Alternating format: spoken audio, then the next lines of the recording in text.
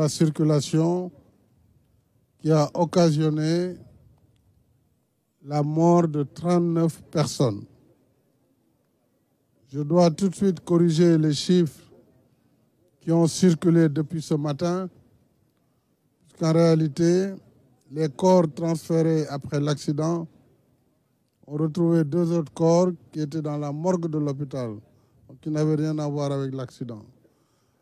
Nous notons avec beaucoup de douleur et beaucoup de tristesse le décès de 39 personnes dans cet accident de 6 kilos près de Kaffrine et 100 blessés, dont 10 qui ont besoin d'une urgence vitale et le reste étant constitué de blessés légers, pris en charge ici dans l'hôpital régional Thierno Birahim Ndao de Kaolack et au Thierno Birahim Ndao de Kaffrine, à l'hôpital régional de Kaffrine, et d'autres 47 autres blessés qui sont référés au centre de santé de Kaffrine.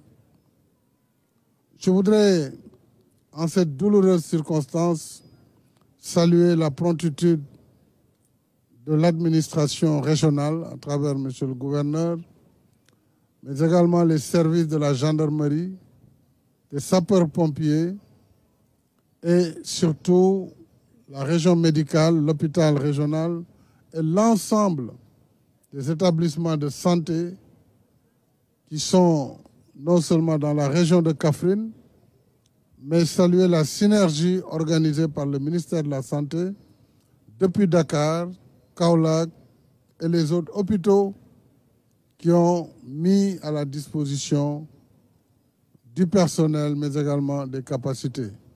Mais il faut se réjouir de la présence de cet hôpital régional Thierno Birahim Ndao de Kaffrine qui a pu prendre en charge l'intégralité des blessés.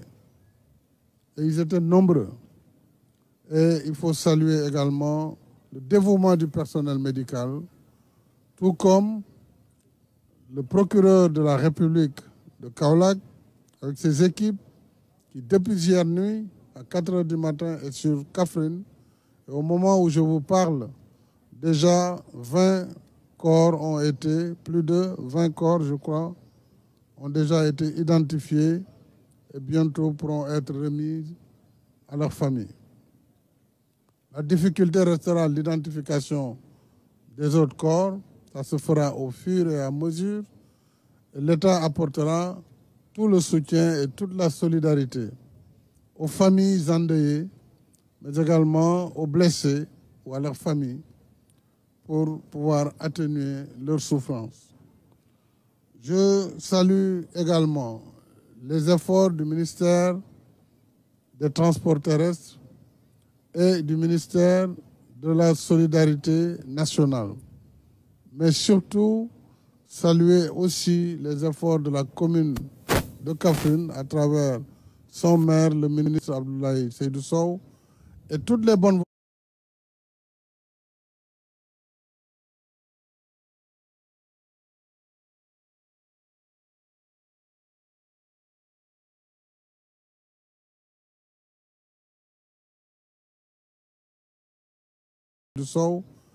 toutes les bonnes volontés qui se sont spontanément présentées à l'hôpital pour apporter leur soutien. Bien sûr, cet accident nous montre qu'il y a des ruptures à opérer et il y a des mesures à prendre et ces mesures seront prises pour mettre un terme à cette situation. On ne peut pas exposer la vie de nos compatriotes dans un système de transport qui fait fi du respect de la vie humaine. Nous avons perdu beaucoup de jeunes dans cet accident.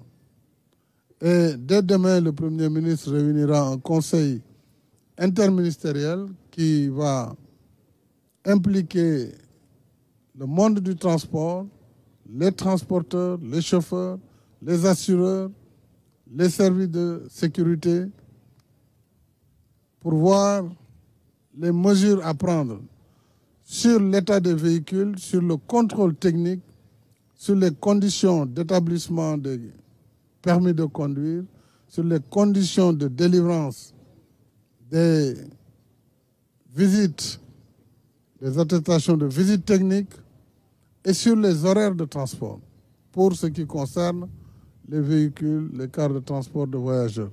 Alors, toutes ces mesures devront être identifiées et nous prendrons toutes les mesures que requiert cette situation.